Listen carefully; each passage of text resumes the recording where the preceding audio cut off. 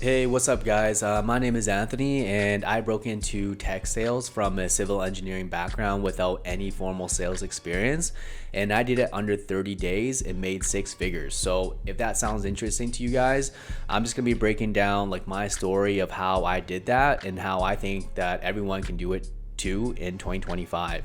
So, a little bit of background about myself. I was a civil engineer. I studied that in university for about 5 years and practiced for close to 2.5 years before I made the decision and the trigger to transition my career from engineering into sales. And there was a lot of things that really brought me to wanting to work in tech sales. And the first portion of it was really the money. So before I actually was a account executive, which is my role right now, um, I was making a lot less than six figures as a civil engineer. And you'd be surprised because, you go through 5 years of schooling and you pay a lot of money and it's really expensive. And it's something that, my parents and my family thought would be a very stable job, which it probably is, but it wasn't the most fruitful one. So what really brought me to sales is the money. Often in sales, there's uncapped commissions, meaning the more you sell, the more you make. So that's the beauty of sales and what really drew me to it.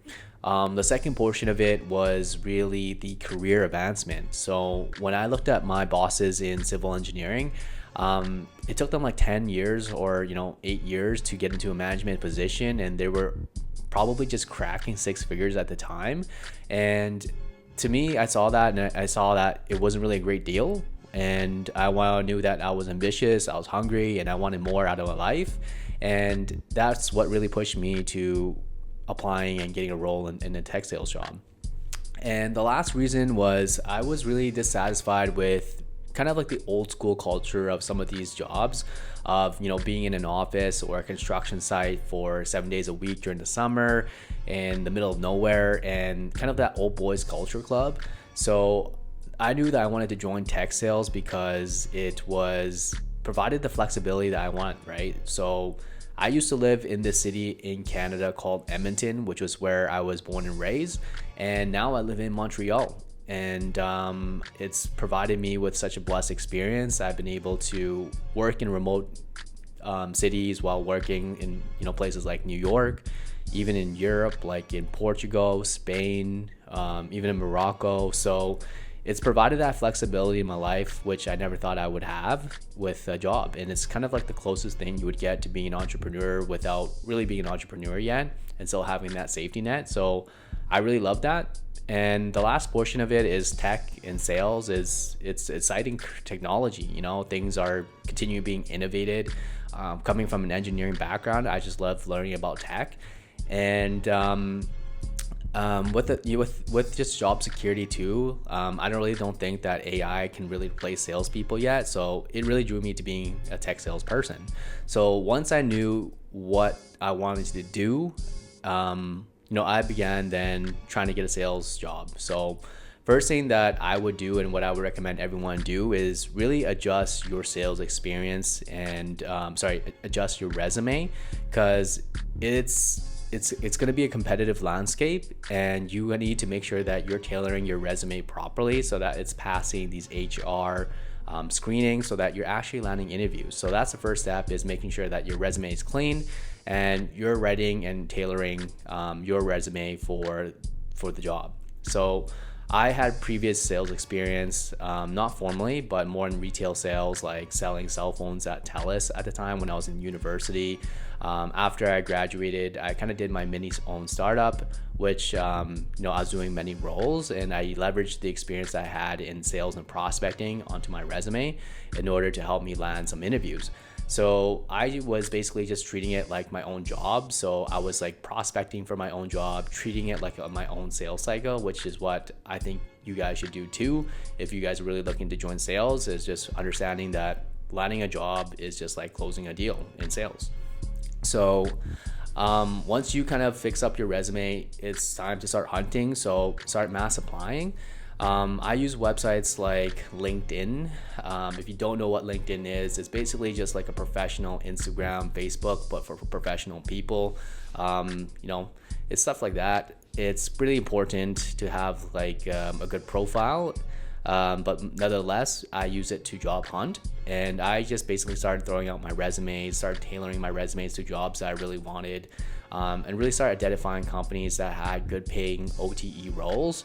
And to do that, you can use this website called RepView. And once you make an account, you can see how much business development representatives or sales development representatives are being paid. And just a little bit of a backtrack, if you're not too familiar with these lingos, sales development representatives or business development representatives are your entry level positions where you're basically just cold calling, cold emailing, or cold LinkedIn messaging prospects and getting them onto a meeting for your account executives, which are people that then close the deals and actually make the revenue for your company. But yeah, you want to be focusing on using LinkedIn as your main source of jobs. Other websites out there like AngelList or even RepView have job positions out there as well to kind of source and find these jobs. And then you just want to push out the numbers. So treat it like a job, send out 20 to 30 resumes per week and see what comes back. The second thing that you really want to do is really just start prepping for these interviews. So, all of these sales development, business development interviews, they're going to be structured very similarly. And you just have to understand, the processes of, going through the screening call with the recruiter, what type of questions they'll ask, going through the calls with the managers and then directors, and then probably some kind of role play where you're kind of role playing cold calling into a company and trying to book a meeting. That's very common in BDR, SDR type of roles, which is pretty cool because, it gives you the ability to kind of demonstrate how good you are and how you prospect. But that's the second thing that you really want to do is really prep really hard for those interviews. Treat it like you're studying for an exam in university or something like that. Take it with a lot of seriously, but don't over prepare for these interviews as well, because you want to come off as natural and that you're confident as well. But yeah, those are really the steps that I took to break into my tech sales job under 30 days. Honestly, it's a lot of persistence, but if you apply these steps I'm giving you guys with, identifying the right companies, tailoring your resumes for a tech sales, BDR, SDR role using your prior experience, and just mass applying through those websites like I mentioned, like LinkedIn, RepView, AngelList. And once you start landing these, just start really learning the interview process and really start studying for these interviews and taking them seriously until you're able to secure the deal. So just treat it like it's a sales cycle, a sales process, etc. And if you're someone that is not too familiar with the sales or tech sales in general, I would highly recommend just picking up a book and reading about sales. There's books like Fanatical Prospecting, Spin Selling, Gap Selling, and just being familiarized with the sales terminology and lingo, it will take you guys pretty far as well if you're coming from someone with no experience at all. But yeah, that's kind of like my experience of why I chose tech sales, why I really love the job, and what type of lifestyle that it's been able to give me, and really why I chose that career to begin with, and how I broke into tech sales under 30 days and made 6 figures. So a lot of these BDR, SDR roles, entry level sales paying roles, will pay you, on average somewhere between 80,000 to upwards of 120,000. If you're working maybe at FAANG companies, the total compensation might even be higher than that, depending on where you live. Cities like Toronto, maybe New York, San Francisco will pay you guys quite a bit for being a BDR. Imagine, OpenAI, companies like that will pay probably 150,000 or more. So there's a lot of high paying, entry-level tech sales jobs that will pay you for being a pretty chill role. If you think about it, being an entry-level SDR, BDR role, you're really cold calling, cold emailing people and cold LinkedIn people, and you're getting paid to do that. And for me, it was a no-brainer coming from someone that was working 7 days in a construction environment in this old school office. So, I love it. And if you guys follow these steps and you guys kind of do this, I'm confident that you guys can also land a role within 30 days. But yeah, that's kind of all I wanted to talk to you guys in this video. If you guys like it, feel free to share this video with someone who's looking to break into tech sales.